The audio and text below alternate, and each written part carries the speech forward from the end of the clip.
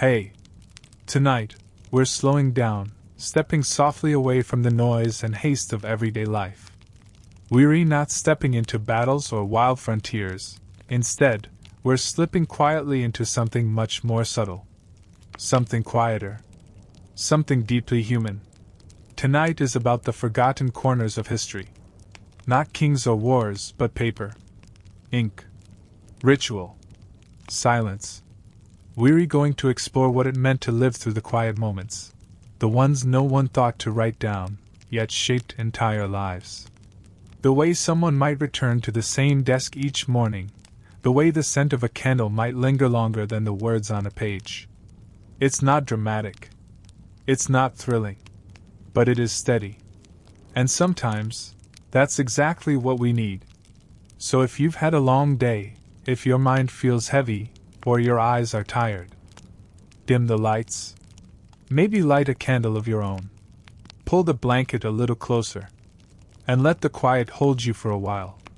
If you're enjoying these slow journeys through the past, a like or subscribe helps more than you know. I'd also love to hear where you're listening from.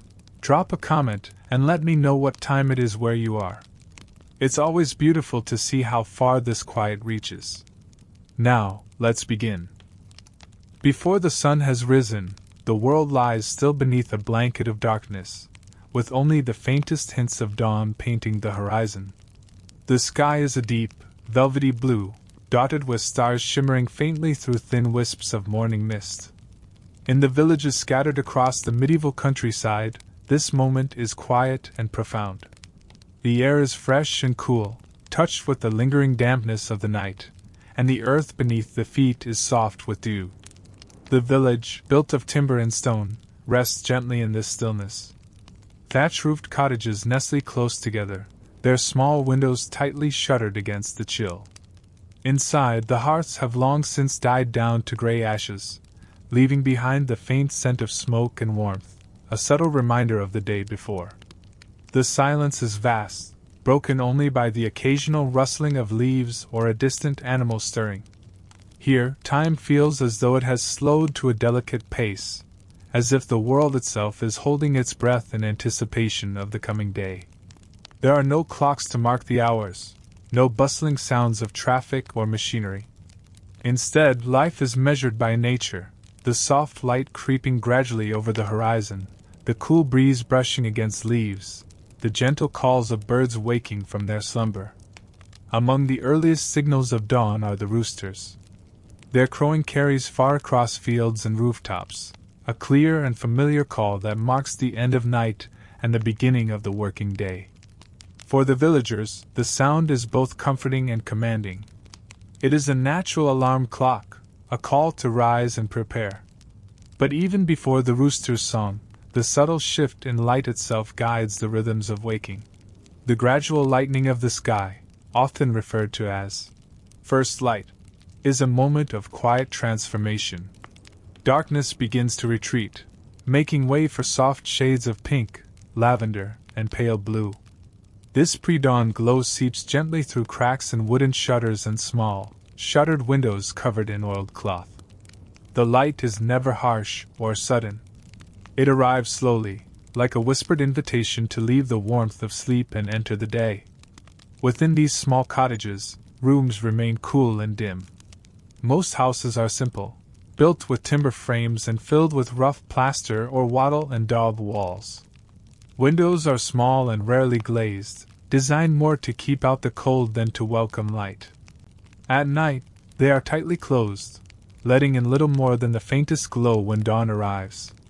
Beds are modest and functional. Straw mattresses or stuffed rushes provide a soft base, covered with coarse wool blankets or homespun linens. Families often share these beds, not just out of necessity but to conserve warmth during chilly nights. The air is cool and sometimes damp, with the smell of earth, wood, and the faintest trace of smoke from the hearth that once burned bright. Waking in this environment is a slow and gradual process. The body shifts from the restfulness of sleep, stiff and slow to respond at first. Eyes adjust to the dim light, and ears become alert to the soft sounds of the waking world. In some homes, multiple generations live together, and the quiet movements of one member waking can stir the rest gently, without abruptness or noise. The morning begins not with urgency, but with stillness. There is a brief, almost sacred pause between the deep rest of night and the start of activity. During this time, people often lie quietly in their beds, stretching limbs and breathing deeply, allowing their minds and bodies to prepare for the work ahead. It is a moment of peace, a transition from sleep to wakefulness guided entirely by the natural world. Outside, animals begin their own slow rituals. Chickens ruffle feathers and cluck softly as they emerge from their coops. Dogs stretch and yawn, their breaths visible in the cool morning air. Cows low softly from their stalls, waiting for the familiar hands that will soon milk them. Horses shift their weight, stamping lightly on the earth as they prepare to be saddled or led to the pasture. The sounds of this gentle animal life blend with the first bird calls, soft trills and whistles from sparrows and blackbirds. These melodies are sparse and soothing, not loud or frantic, fitting the unhurried pace of the morning. The village remains mostly silent, save for these natural, quiet noises, which act as a comforting soundtrack to the waking day. Human movement is deliberate and measured. Those who rise first often do so to rekindle the hearth fire, coaxing glowing embers back to life with careful attention. The crackle of dry wood and the rising smoke fill the small spaces, bringing warmth and a sense of comfort. The hearth is the heart of the home, and its slow awakening signals that the household is stirring. Water is drawn with care. Whether from a well in the village center or a nearby stream, the wooden buckets dip quietly into the cold, clear water. This essential task is performed slowly, mindful of conserving precious resources. The water will be used for drinking, cooking, washing, and tending animals, each drop valued in a world without modern plumbing. In towns and villages where craftspeople live, their mornings follow similar rhythms, marked by gentle preparation rather than haste. Blacksmiths might stoke their forges early, encouraging a faint glow to grow into a steady fire. Bakers begin mixing and kneading dough, mindful of the slow fermentation that will bring bread to life.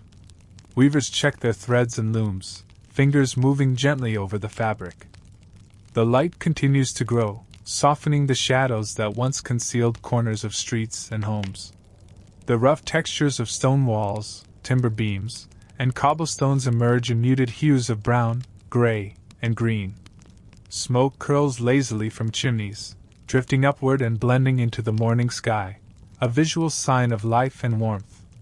People begin to step outside, wrapped in homespun cloaks or tunics, their breath visible in the cool air. They move quietly down dirt lanes, greeting neighbors with nods or soft words. Children, still rubbing sleep from their eyes, follow parents to the fields or workshops, beginning their own small tasks.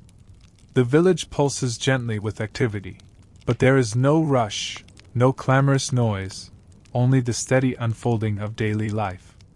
In these moments, the world feels suspended between rest and labor, darkness and light. The first light is a symbol of hope and renewal, a daily reminder that life continues in steady cycles. It is a time for gathering strength, for connecting to the land and community in calm, deliberate ways. This slow, mindful beginning to the day set the tone for all that followed. The hours of hard work, the care for family and home, the interactions with neighbors, all were rooted in this gentle awakening. The medieval morning was not a sudden burst of energy but a slow, soothing unfolding, a ritual as old as time itself. As the first light deepened into a fuller glow, the village began to move with quiet purpose. The day had started, but not with haste. Rather, it unfolded gently, like a leaf unfurling in spring, each moment part of a rhythm that had been passed down through generations. In the medieval countryside, mornings were a sacred time, devoted to tending to essential tasks that tethered life to the earth. These tasks were not rushed. They were familiar, meditative, and deeply rooted in the texture of daily life. In a modest cottage, the fire was now steadily burning. Its soft crackling filled the one-room home with warmth, and its orange light flickered against walls darkened by soot and time. The hearth was more than just a place for cooking. It was a symbol of life itself, a space around which the family gathered, where bread was baked, water was warmed, and stories were told. The first task was often to prepare the morning meal. It was simple, nourishing, and born of what the land could offer. A pot of porridge made from barley or oats simmered slowly over the fire, stirred with a wooden spoon, its scent mingling with that of wood smoke. Bread left from the day before might be warmed near the coals, its crust softened by the heat. Milk, fresh from the morning milking, would be added carefully, still warm from the cow. The household stirred gently as each member awoke. Children rubbed sleep from their eyes, stretching limbs still sore from straw mattresses. They would help with small chores, gathering kindling, feeding chickens, brushing dust from the floor with straw brooms. There was little separation between waking and working. The day was lived in motion, yet its early hours remained soft. Outside, the village began to breathe. A man walked past with a yoke across his shoulders, 2 wooden pails filled with water swinging at his sides. A woman stood at her doorway, shaking out a wool blanket, the cloth snapping gently in the cool breeze. Nearby, someone began sweeping their stoop, the broom's rhythmic brushing merging with the distant sound of birds. In each home, there was a quiet choreography. Livestock were tended to first, their needs coming before all else. Cows were milked by hand, the familiar sound of streams of milk hitting wooden pails joining the sounds of the morning. Goats and sheep were led to pasture, their feet padding softly on earth still damp with dew. Chickens were scattered with feed, their eager pecking a sign of the day's progress. For many women, spinning or mending began even before the sun had fully risen. Wool was teased and twisted into thread with practiced fingers, the spindle turning with a gentle hum. Clothes were inspected for tears, and fine needlework continued where it had left off the day before. These tasks, often performed in the company of others, offered space for conversation or silent reflection. The tools of the morning were simple and worn smooth with use. Clay pots, wooden bowls, iron knives, all handled with care, passed down through families. Each item held a history, marked by hands and time. They were not replaced easily, and so they were valued, cherished for their utility and presence. Children played small roles in this gentle machinery of life. Even the youngest might carry a basket of eggs or hold a bucket steady. Their laughter, though quieted by the stillness of morning, added a note of softness to the air. They learned by watching, imitating, absorbing the rhythm of the household through repetition and time. The village well became a hub of quiet interaction. Women gathered there to draw water, their voices low and steady, exchanging small words and news of family or weather. The sound of the rope creaking and the bucket splashing into water echoed faintly against the stone. It was a space of routine and community, where presence mattered more than words. As the sun rose higher, the light changed. It warmed the stone paths and brightened the fields. Shadows grew shorter, and the soft gold of morning began to turn into the clear light of day. But the morning still held its softness. The work remained deliberate, not hurried. There was dignity in the pace. Gardens were tended with hands that knew the soil. Weeds were pulled slowly, and herbs were gathered with care. The scent of rosemary and thyme mixed with the earthy smell of freshly turned earth. Bees moved lazily from flower to flower, the buzz a gentle background to human motion. In the small workshops and forges, tools were laid out. A carpenter examined the grain of wood before making the first cut. A potter turned the wheel slowly, the clay taking shape beneath wet hands. These early hours were for setting intentions, for aligning mind and hand before the weight of the day pressed in. Nothing about the morning was wasted. Even the scraps of breakfast were saved, for animals, for compost, for use later. Waste was a luxury few could afford. Everything had a place, a purpose, a role to play in the quiet economy of survival. The church bells, when heard, rang not with urgency but with grace. They marked the hour for prayer or reflection. Some would pause, bowing heads in the fields or at their doorsteps. The connection between time and devotion was seamless. Faith was woven into life like thread through cloth. By mid-morning, the village had fully awakened.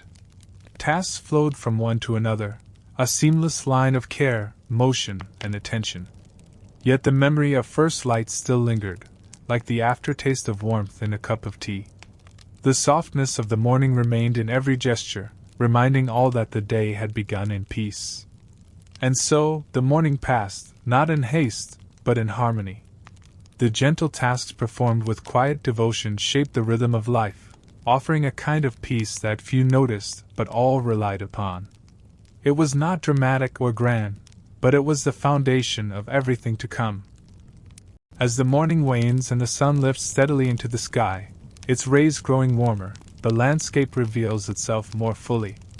Shadows retreat into hedgerows and beneath trees, and the colors of the fields emerge in quiet richness, dull golds of thatched roofs, soft greens of young crops, and the mottled browns of trodden paths. It is now that the labor of the land begins in earnest, though never in haste. For the medieval villager, the field is not a workplace in the modern sense. It is an extension of the home, a realm of careful ritual and seasonal rhythm. The path to the fields is worn and familiar. It winds between cottages and past the village well, then out through low wooden gates into the open country beyond. The earth underfoot is dry and firm in some places, damp and soft in others, depending on the weather of the week. A hedgerow borders the lane, dotted with hawthorn and bramble, alive with birds that flit from branch to branch, their wings catching the sunlight like tiny silver fans. Those who walk this path carry with them tools handed down or shared, wooden rakes, scythes, worn sickles, and baskets woven from reed and willow. There is little talking. The mood is one of shared focus and respectful silence, as if disturbing the peace of the land too early might wake it rudely. Instead, there is only the gentle sound of footsteps, the creak of leather straps, and the whisper of wind over the fields. The fields themselves are patchworks, bounded by low walls of stone or lines of earth built up over generations. They are not large, but each one carries a story. Some have names, whispered only among families. North Slope, Mill Rise, or Ash Hollow. These names, passed down over time, reflect the quiet intimacy between people and place. At the field's edge, a moment of pause. Hands rest on tool handles. Backs straighten. Faces lift toward the sun, eyes narrow gently against the brightness. Then, slowly, work begins, not with a shout or command, but with the first steady scrape of a hoe, the sigh of a scythe through tall grass, the thud of a foot pressing into soil. Plowing, when done, is slow and rhythmic. Oxen, yoked in pairs, move with deliberate strength, their hooves churning the earth. The plowman walks behind, guiding the wooden beam with both care and patience. The scent of turned soil rises with each pass, a deep, rich smell, full of potential and memory. Others sow seed by hand. It is a careful art, this casting of life into the furrows. The hand dips into the linen sack, then swings in a graceful arc, scattering barley or rye in wide, even sweeps. Each movement is purposeful, each seed a silent promise. And though many of these seeds will not take, the gesture itself is ancient and enduring. Women gather herbs at the margins of the fields, nettle, yarrow, and comfrey. Their skirts brush the plants gently as they move, and their baskets fill slowly with green. These herbs are not merely ingredients. They are remedies, teas, and salves. They carry within them a deep knowledge passed down from mother to daughter. Children help where they can, picking stones from the soil or chasing crows from the furrows. Their laughter, light and brief, dances on the breeze, mingling with the rustling leaves and the distant lowing of cattle. They are not idle, but their work is softened by play, and their spirits by the sun. The sun, by now, is high enough to warm the back and neck, and the workers remove their outer cloaks or pull hoods down. Skin darkened by many seasons glows faintly in the light. There is sweat, yes, and effort, but little strain. The pace is measured. No one rushes the land. Mid-morning brings a pause. Not a break, as we would call it, but a quiet slowing. Bread is shared from satchels, often coarse and dry, but nourishing. A piece of cheese, a sip of small beer or water carried in a leather flask. Workers sit on stones or grassy banks, eyes watching the fields. Conversations are low, murmured. Sometimes there is a song, softly sung and barely above a hum, like a memory turned to sound. The tools rest on the ground. The oxen graze nearby. The wind lifts the corners of cloaks and carries with it the scent of grass, smoke from a distant chimney, and the faint tang of iron. All around, the countryside breathes. The afternoon will bring more work, of course, but in this moment, there is only stillness. The furrows, neat and dark, stretch out in lines that mirror the slow movement of time itself. The land is not only being worked, it is being readied, tended, and spoken to in the language of care. This connection between people and land is not merely practical. It is spiritual. Many cross themselves before beginning their labor, muttering prayers that seeds will take root and rain will come when needed. In the rhythm of hoe and scythe, there is both labor and litany. The fields are not silent, but their sounds are soft, the brushing of cloth, the knock of wood against stone, the murmur of wind in the grass. Even the crows, circling overhead, cry out in voices that seem part of the landscape rather than apart from it. As the sun tilts westward, casting long shadows across the furrows, the workers rise again. There is still more to do, but the morning has been good. The work has progressed, and the land, in its quiet way, has listened. And so, with tools in hand, they return to their tasks, slowly, steadily, with the grace of those who know that time cannot be rushed and that the soil must be wooed, not conquered. The furrows stretch onward, and so does the day. As the sun climbed toward its zenith, the air grew warm and still. Shadows, once long and trailing, gathered under trees and the eaves of thatched roofs, offering a quiet refuge from the growing brightness. In the medieval village, this time of day marked a slow turning point. The morning's labor, deliberate and physical, gave way to a moment of rest and nourishment. The midday meal, while simple, was more than sustenance. It was a return to the heart of the home, a pause that recentered the rhythms of body and spirit. The journey back from the fields was not hurried. Paths familiar underfoot guided the villagers home, their steps softened by the wear of centuries. Oxen moved slowly, their breaths steady, ropes creaking as carts carried tools and bundles of herbs. Dust rose lightly, then settled just as quietly. No shouts called across the land, only murmurs and the occasional lowing of animals ready for water and shade. Inside the cottages, the fire was rekindled if it had dimmed. Coals were stirred, and kindling laid gently to catch. A pot, already half full with water from the morning well, was hung on the iron hook above the flames. The fire hissed softly as it licked the damp wood. The air filled with the warm scent of broth, a mixture of grains, root vegetables, and sometimes a scrap of meat saved from the previous day. The table was not grand. In many homes, it was simply a board laid across trestles, worn smooth with time and use. Wooden bowls were placed with care, each one slightly different, carved by hand. Cups of horn or clay, filled with small ale or milk, sat nearby. A hunk of coarse bread was set at each place, often shared between two. Eating was a communal act, quiet and respectful. Chatter, when it came, was soft. Remarks about the weather, the growth of the barley, the health of the livestock. Laughter was rare but not absent, gentle and fleeting like the glint of sun on water. In some homes, a song might be hummed, barely above a whisper, as a woman stirred the pot or a child chased a cat near the hearth. Children were gathered close during the meal, their mouths wiped with cloth, their fingers dipping into the same bowls as their parents.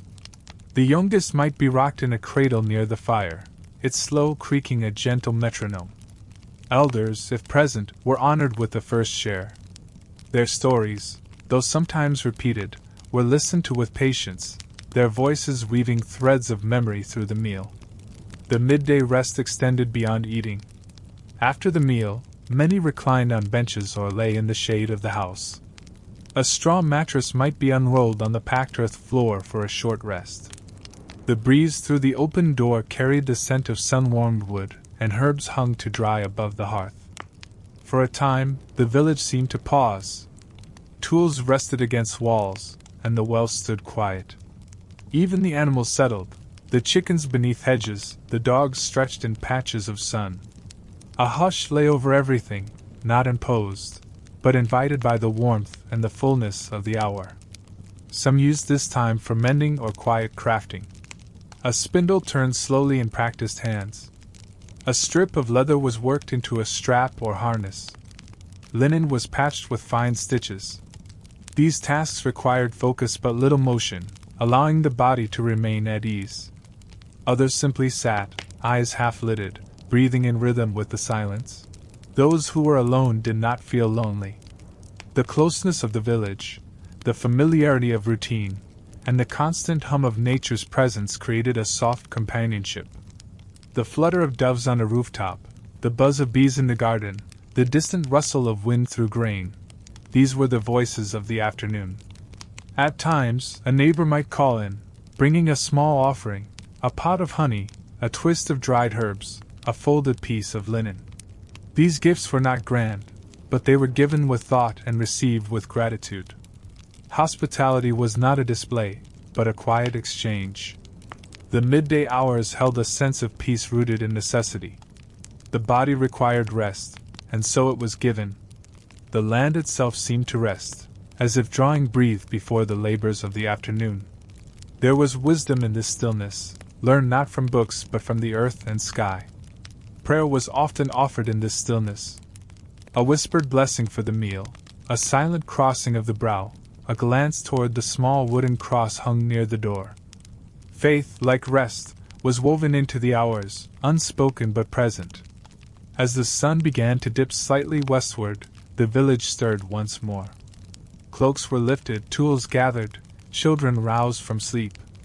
The pause had ended, but not in haste.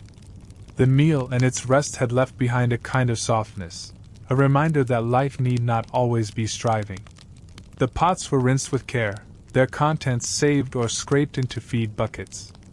The fire banked, not extinguished. The air in the cottage shifted as movement returned, but the calm lingered in the corners like a familiar shadow. And so, the heart of the day passed. Not with grandeur or festivity, but with the slow grace of shared bread and shaded rest. In the rhythm of the medieval village, the midday meal was a quiet anchor, a moment when the turning world seemed to hold still, if only for a little while. Even now, centuries distant, one can imagine the warmth of the hearth, the soft laughter of children, the weight of the sun on the thatched roof. These echoes endure, not as history written in stone, but as memories held in the dust of ancient floors and the grain of worn wooden spoons. And in that remembrance, the heart of the home beats on, steady and low, like a lullaby at the center of the day.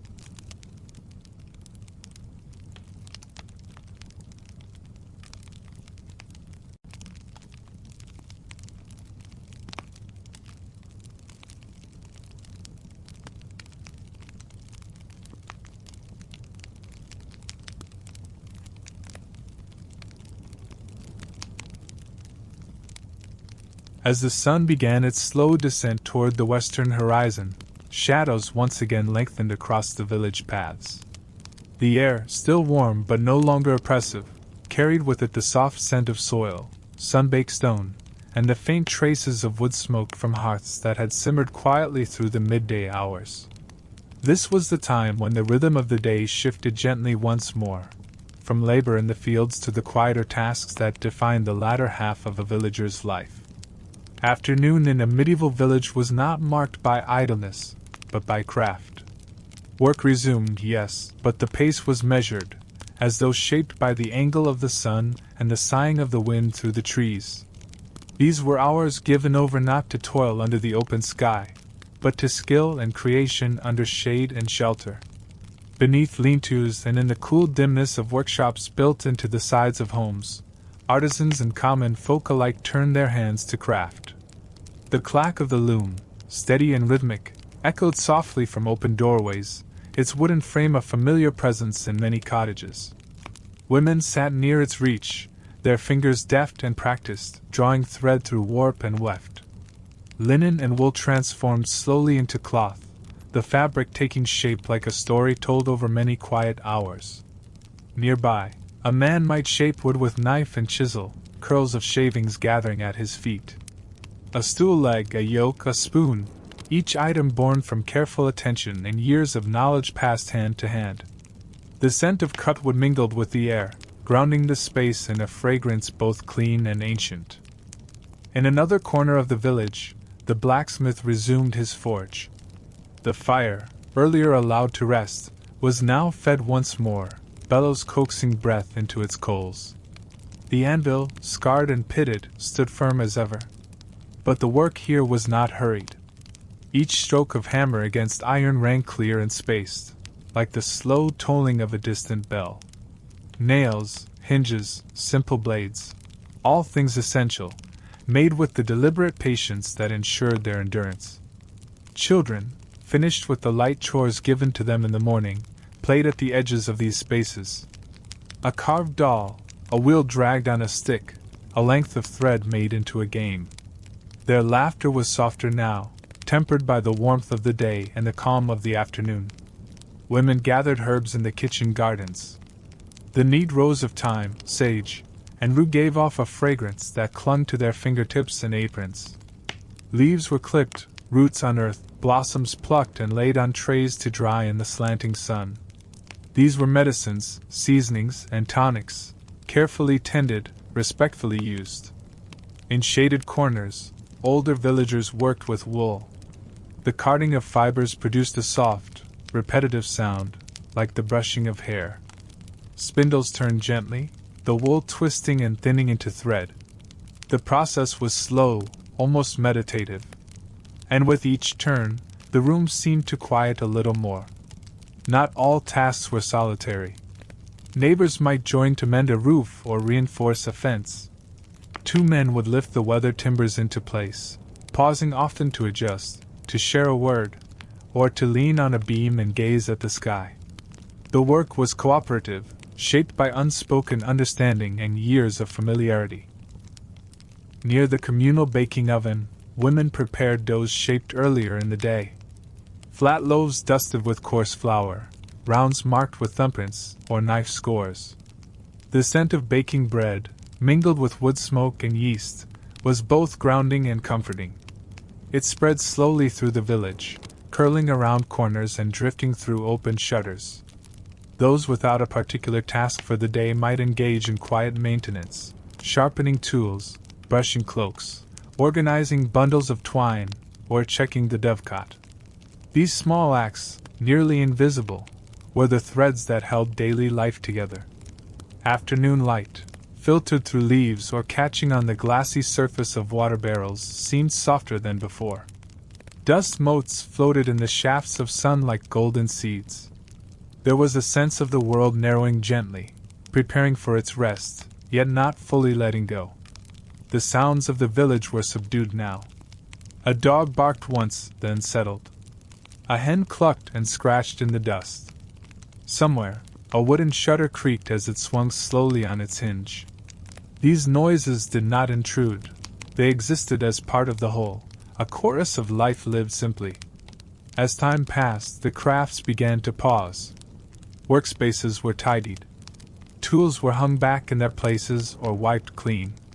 Bowls were set aside. The loom quieted. The forge's fire was banked again. A final sweep of the workshop floor. These endings, like the tasks themselves, were done without hurry. The villagers did not measure their time in minutes or hours but in light, in sound, and in the feeling of the days passing. The afternoon was a bridge, not only between the energy of morning and the stillness of night, but between the tangible and the intangible, the visible labor and the invisible love poured into each craft. And so, with hands that had shaped, woven, mended, stirred, and carved, the people of the village stepped once more into the softening light. Their work did not clamor for praise. It simply existed, a quiet testament to a life lived in rhythm with the earth, the seasons, and the slow, steady turning of time. The quiet crafts of the afternoon were never grand, but they were vital. They were the heartbeat of a village that knew how to listen to the land, and to the silence in between its labors. And as evening crept gently across the fields and into the lanes, that heartbeat slowed just a little more, in preparation for the peace that would soon descend with the stars. As the long afternoon folded into evening, the village exhaled in unison, a quiet sigh that whispered through the hedgerows and fluttered across thatched rooftops. Dusk came gently in the medieval countryside, not as a dramatic fall of night, but as a subtle shifting of light, a deepening of color, a softening of the edges of things. There was no jarring transition, no artificial glow to compete with the waning sun. Only the sky, painted in hues of rose and blue-gray, and the steady hush that fell like a shawl over the land. The day's final tasks unfolded slowly. Chickens were herded into coops with quiet clucking, their feathers rustling like dry grass. Goats and sheep were led back from pasture, their hooves soft against the worn village lanes. The shepherd's dog, ever patient, followed close behind, his movements sure and unhurried. A gate creaked gently as it latched, the sound echoing for just a moment before fading into the quiet. Lanterns and rushlights were lit inside the homes, their glow flickering low and golden. Shadows danced across plastered walls, revealing every curve of the beams above. Outside, a few villagers moved about in the last light, gathering herbs, setting tools under cover, or pouring water into troughs for the animals. No one spoke loudly. Dusk was not a time for speech. It was a time for reflection, for observation, for simply being. Smoke rose in slender ribbons from hearths that had burned all day, now stoked anew for the evening meal. The scent was earthy, familiar, and reassuring, wood smoke mingled with the aroma of stew, onions, and barley. Bread was sliced and set on rough-hewn boards. A pot was ladled slowly, steam curling into the cool air. It was a ritual practiced without thought, shaped by years and generations. In the village square, a few elders lingered on benches worn smooth by countless seasons. They watched the sky change with steady eyes, speaking little. One might hum a few lines of a psalm. Another might comment on the way the clouds gathered near the western hill. But mostly, they sat in silence, the kind born not of loneliness, but of contentment. Children, slower now from a day of movement and play, settled near their parents. A girl traced patterns in the dust with a stick. A boy leaned against a wooden post, eyelids heavy. A toddler, nearly asleep, was cradled in arms that knew the rhythm of dusk's lullaby. The soft coo of a dove from a rooftop, the crackle of a log splitting in the hearth, the low voices of neighbors exchanging quiet greetings. These were the sounds of evening. Inside the homes, garments were hung near the fire to dry. Wooden shoes were lying neatly by the door. A mother combed her daughter's hair in slow strokes, untangling the day's knots with hands that had kneaded dough and stitched seams. A father mended the strap of a satchel by the window, pausing every now and then to look out at the fading sky. Time slowed further. There was no rush toward nightfall. No pressing need to finish, only the gentle movement from one moment to the next. A candle was snuffed. A blanket unfolded. The fire, no longer fed with fresh wood, was allowed to settle into embers. The orange glow lit faces turned thoughtful, eyes half-lidded with the weight of a full day. The village at dusk was not a place of stillness in the sense of absence, but in the richness of quiet presence. It was a canvas of soft motion and dimmed sound, where each gesture held a kind of sacredness. A man walking home with a basket. A woman shaking out a cloth by the door. A cat winding slowly around a stool. Everything deliberate, everything tender. Beyond the village, the land responded in kind. Trees stood as silent sentinels, their leaves barely moving. The fields, recently harvested or left to rest, stretched into shadow. A river nearby flowed with barely a sound, its surface reflecting the deepening blue of the sky. Even the birds changed their calls, no longer the busy songs of morning, but the low, melodic coos and chirps of rest. Some families said a prayer before the fire. Not loudly, but with bowed heads and hands folded loosely. A verse remembered from childhood, a line repeated each night without fail. Faith lived in these small repetitions, in gestures done with reverence and without spectacle. The boundary between waking and sleeping grew thinner with every passing minute. Eyes blinked slower. Voices faded. Some remained seated near the fire, staring into its coals as though seeking answers. Others retired to straw mattresses or benches with folded cloths, pulling cloaks over shoulders against the cool air. Dreams began to stir before sleep had even fully come. Faces relaxed into peace. Breaths slowed. The sound of the fire crackling and the wind brushing the shutters became a kind of lullaby. And all around, the village breathed as one, slowly, steadily, deeply. If one stood outside and looked across the cottages, there was little to see but the occasional flicker of light, the shape of a roof against the sky, the quiet rise of smoke. But within, there was warmth, life, and rest. The soul of the village, held gently in dusk's embrace. The moon rose quietly, silvering the edges of trees and rooftops. Stars appeared, hesitant at first, then in clusters, like old stories returning to memory. And so the village, wrapped in night's soft shawl, drifted into sleep. In this hour, nothing was forgotten, nothing lost. The work of the day, the laughter of children, the touch of hands on cloth and wood and earth, all of it folded gently into the dusk, held safe until morning.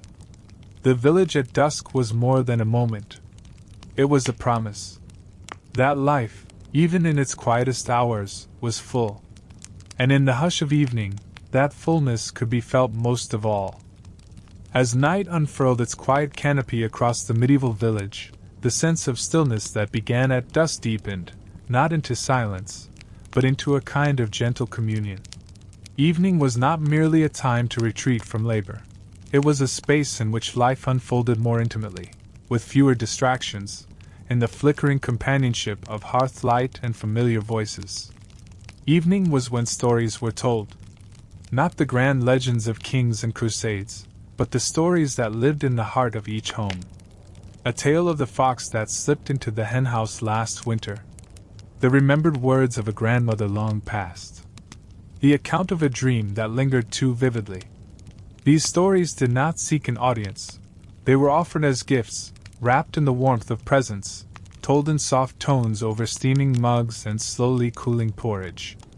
Children clustered close to their elders, knees drawn up beneath woven blankets. Eyes wide, then blinking slowly, fighting sleep not out of resistance, but out of wonder. Their world was small, bounded by fields and fences, yet it was vast in its depth, filled with shadows that danced on the walls and sounds that changed with the wind. They listened with hearts open, their questions softened by drowsiness. The fire, ever a companion, played its own part. Flames rose and fell like breath. Sparks snapped softly in the hearth, punctuating the spoken word.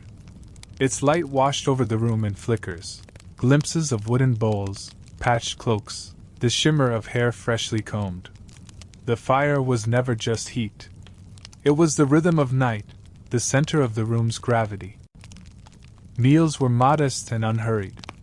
A pot of root vegetables, a crust of bread softened in broth, a bit of cheese carefully sliced. Each bite taken slowly, in no hurry to reach the end. Gratitude was not always spoken aloud, but it lingered in the way food was shared, passed hand to hand, with a murmured word or a brief smile. Even a single apple, divided among three, carried meaning beyond its flesh. Older villagers sometimes shared songs, low, meandering melodies passed down through generations. These songs rarely had a fixed beginning or end. They were some like the weaving of cloth, continuous, stitched together from memory and feeling. They told of the turning seasons, of animals and trees, of love that endured or faded gently. They were not sung to impress. They were sung to remember. In the small hours before sleep, some would turn to quiet tasks that required neither light nor effort. A girl might sort through a basket of buttons or beads, their surfaces smooth and worn. A boy might scrape at a piece of driftwood, shaping it without aim. A grandmother might wind a skein of thread slowly, fingers knowing their path in the dark. These motions were part of rest, not separate from it. Outside, the world had dimmed to near invisibility. The pathways were empty. The trees stood in silhouette. The stars, visible through narrow windows or above the rooftops, blinked softly, unhurried and eternal. An owl might call once. A breeze might stir a shudder. But mostly, there was only quiet, a quiet that settled into the bones. Evening was also the time for companionship. A husband and wife sitting side by side, their hands not touching but close. Two brothers playing a slow game with carved pieces on a flat board. A woman plaiting her sister's hair. These were not grand gestures, but they were sacred. They spoke of trust, of presence, of a life shared without needing explanation. The rhythm of the village in evening was not unlike the rhythm of breath. Inhale with the story, exhale with the silence. Inhale with the warmth of the fire, exhale with the softness of the blanket. It was a balance between what had been done and what still might be dreamt. Lamps were extinguished one by one. Wicks pinched between fingers, their smoke rising in slender curls. The smell was familiar, not unpleasant, oily and faintly sweet. Shadows deepened. The night settled its full weight. And yet, the joy of evening was not diminished by this retreat into shadow. It was enriched by it. For in the absence of light, the village turned inward, to memory, to imagination, to rest. Sleep was not feared nor rushed toward. It came like a friend through the door, unannounced but always welcome. Even in homes where conversation had ended and breathing was the only sound, a kind of life remained. The way a hand curled around a woven doll. The way a cat, sensing the hush, leapt gently onto the foot of a bed. The way a kettle still radiated faint warmth. These were the quiet affirmations of evening's grace. For the villagers, there was a comfort in the repetition. Every evening much the same, yet never quite identical. The same stew, but a different flavor. The same story, but with a new detail.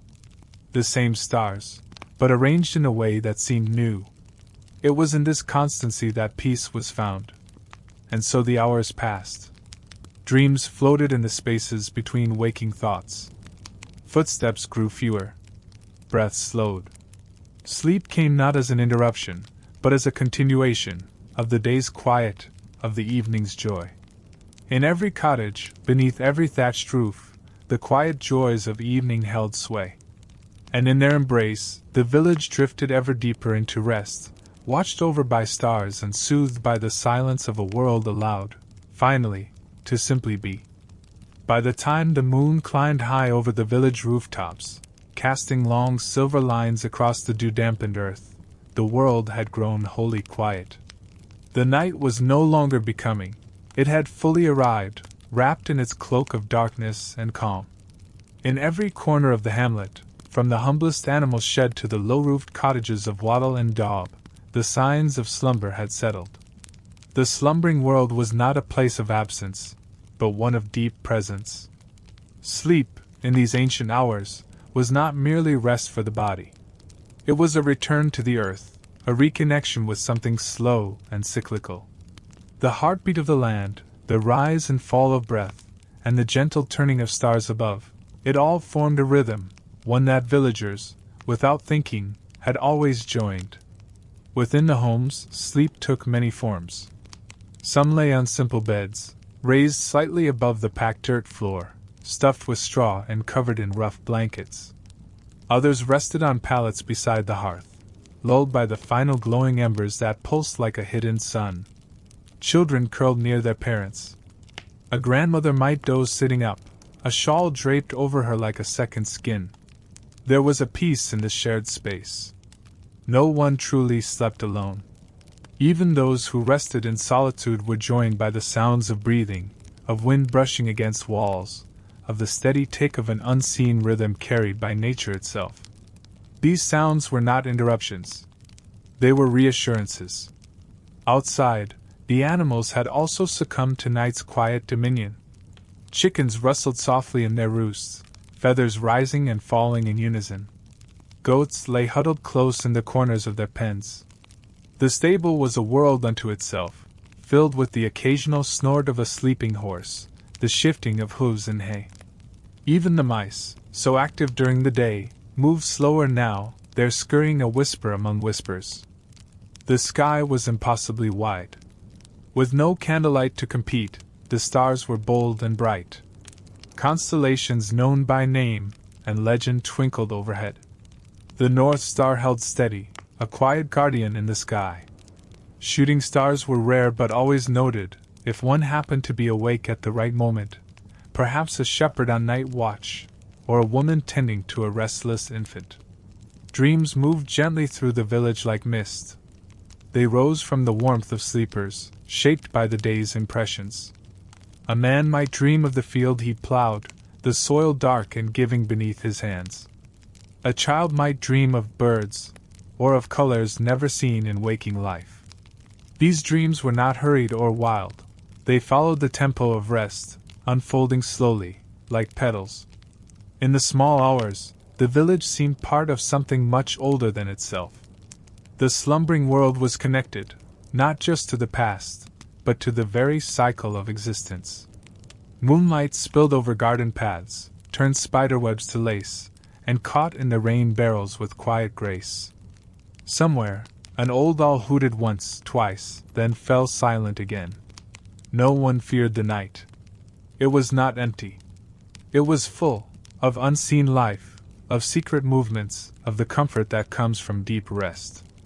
Night was a time for the body to soften, for the mind to wander free from duty. For some, it was also a time of prayer, soft murmurs in the dark, whispered gratitude, hopes folded like linen and placed beside the bed. The houses themselves seemed to sleep. Doors did not creak. Windows held their breath. Rafters above, darkened by soot and age, loomed like old trees watching over the slumbering ones below. Every nail, every beam, seemed to hum a lullaby composed of centuries.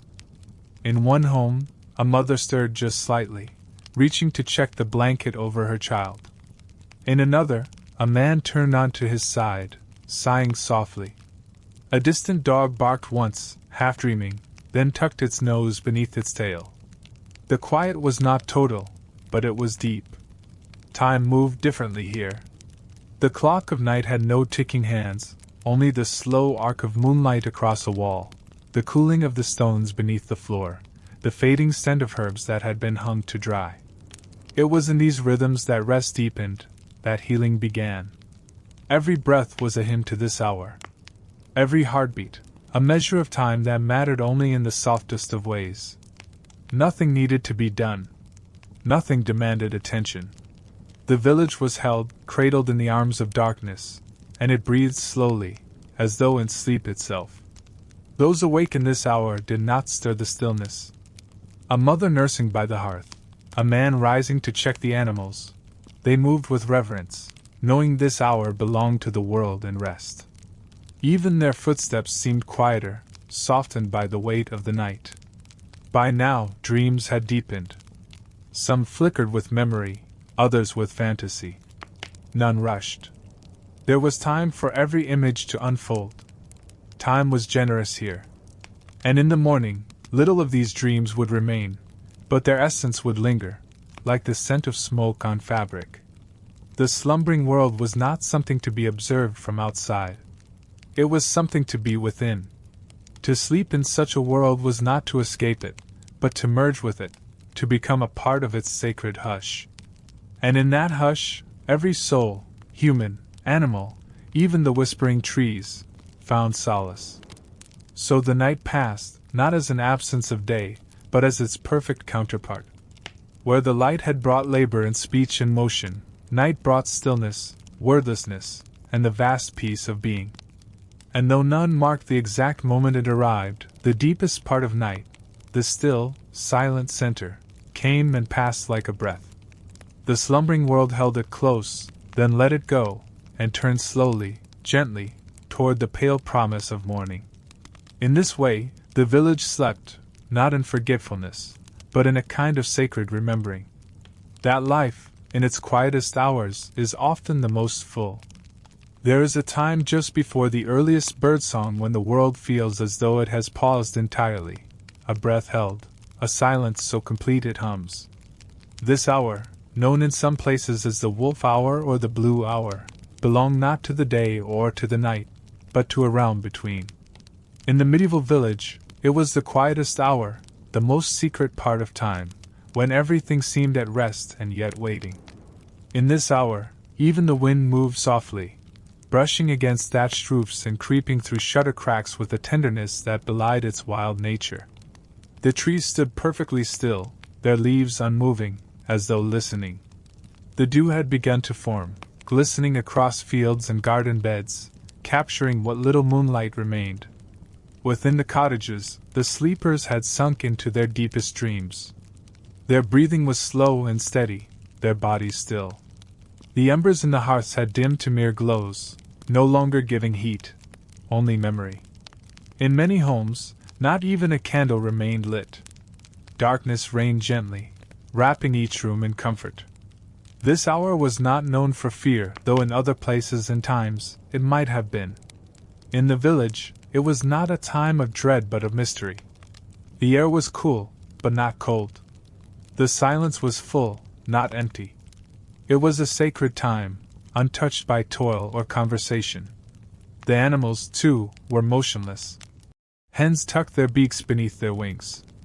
The stable was silent, its usual creaks and rustles stilled. Even the mice stayed hidden. No hunts occurred.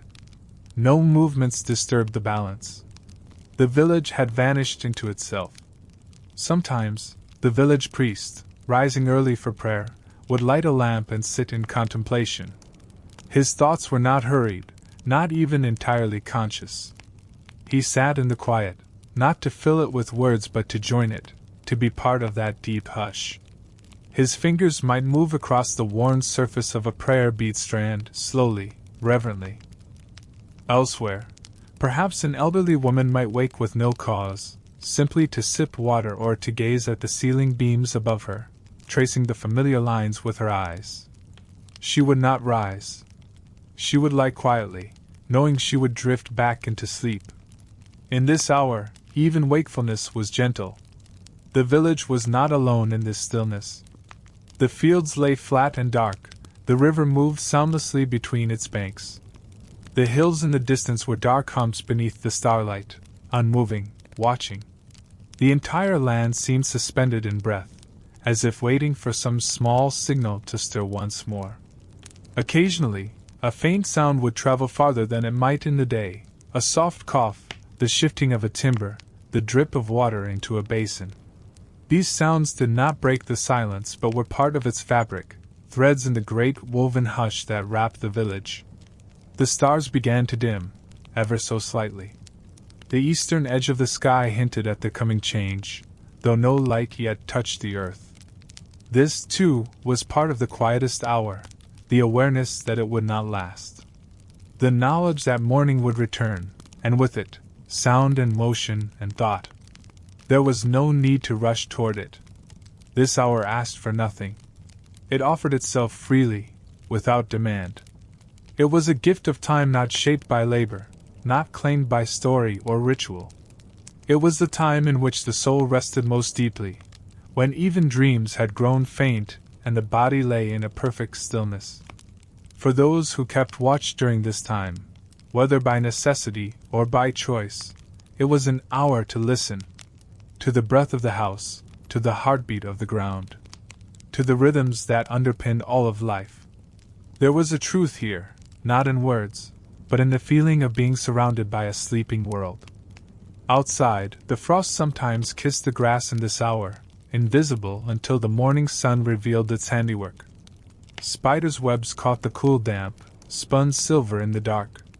Even the smallest details of nature participated in this calm. The night itself seemed to lean into the earth, cradling it gently.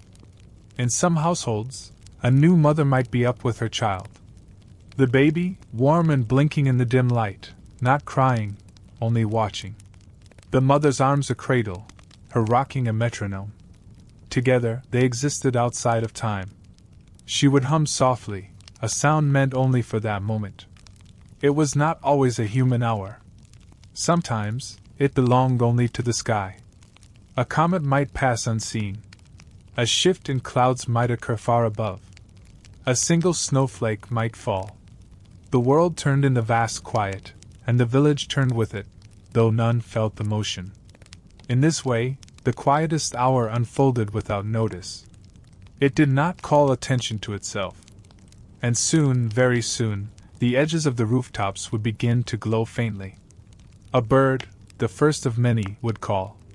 Somewhere, water would be drawn from a well. A boot would meet earth. But not yet. For now, the village was still. Sleeping, yes, but also listening. Dreaming, yes, but also aware. Resting, yes, but also present. This was the hour of deepest peace, of stillness so profound it became a form of prayer. And then, like all things, it began to pass. Slowly, tenderly, the light prepared to return. The day would come. But for this 1 hour more, the world remained whole and unbroken. And in that brief span of time, the village was more than itself. It was timeless. It was complete. The world turned, as it always had, quietly and without demand. And though the village still lay blanketed in a hush, the first tender suggestions of morning began to stir at the horizon's edge. There was no blaze of light, no triumphant fanfare, just a gentle softening of the dark, a whisper of blue brushing away the night. It began, as it often did, with the lightest touch, a faint silver blush along the rooftops, a clarity to the sky that hadn't been there moments before. The stars, once sharp and defined, now appeared to retreat, dimming as though turning inward. Only the steadfast North Star lingered, quiet and watchful. Inside the homes, sleepers remained tucked into their rest. But 1 or 2 souls began to stir. These early risers, seasoned by the rhythm of the earth, did not rouse with alarm or rush. They moved slowly, as if stretching into the morning like saplings leaning towards sunlight. A farmer might rise first. He would sit at the edge of his straw-filled bed, rubbing sleep from his eyes, breathing deeply. There was no urgency. The field would not vanish, the livestock would not vanish. He would dress slowly, his clothes rough-woven and familiar, like the hands that had made them. He would step outside and pause, always pause. Before the day began in full, there was the ritual of standing in the stillness. The air was cool, touched by night's memory. The smell of damp soil, of hay, of something unnamed but always there, greeted him like an old friend. The sky had begun to color now. Soft pinks, washed lavenders, the faintest hint of gold threading its way through cloud banks. There were no harsh lines, no jarring brilliance. The morning arrived as a wash, like watercolor spreading over rough parchment. In another home, a woman stirred a fire. She bent low, carefully arranging twigs and kindling into the hearth's ashen mouth. Her movements were practiced, sure. She struck flint to steel, coaxing a tiny spark to catch. And there it was, the first kindling of morning. A flame no bigger than a flower's bloom, pulsing softly. That flame meant more than light. It meant warmth, cooking, safety. It was a return to the world of the living after the long dream of night. As it grew, licking gently at the logs, it cast shadows against the walls, dancing figures in the low light of dawn. The first sounds of the village began to return. A cough. A door creaking open. The shuffle of feet over stone. A dog shook its coat. A chicken gave a tentative cluck. These were not interruptions.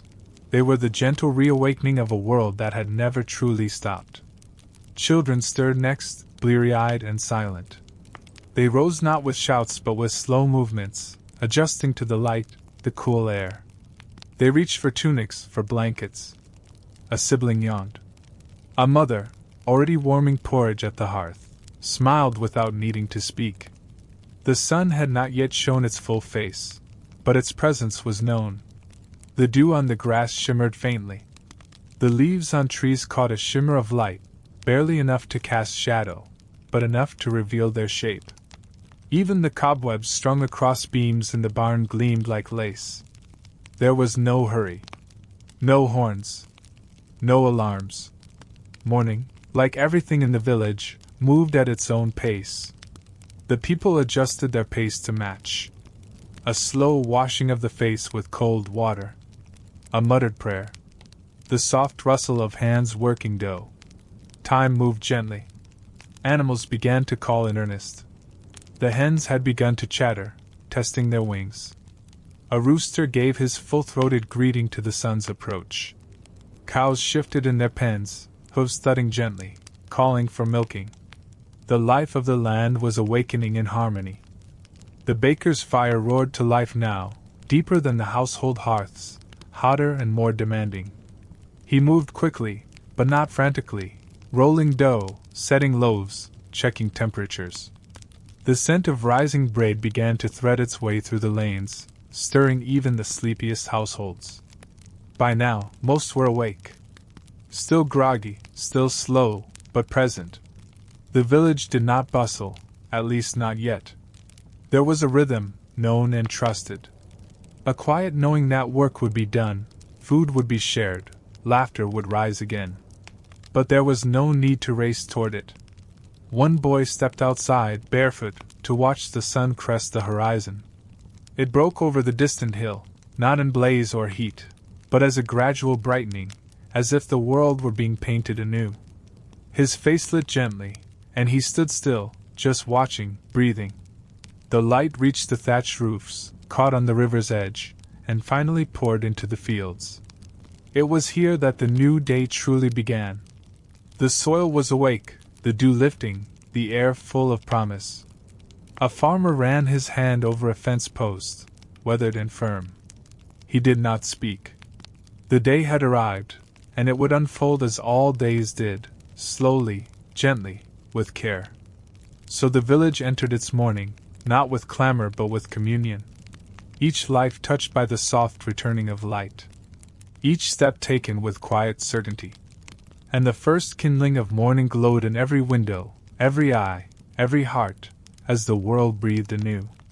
As the first light of day continues to stretch across the village, it gently awakens not just the world outside, but the quiet corners within each heart. The night's stillness softly fades, leaving behind a lingering calm, a tender memory of peace that carries through the waking hours.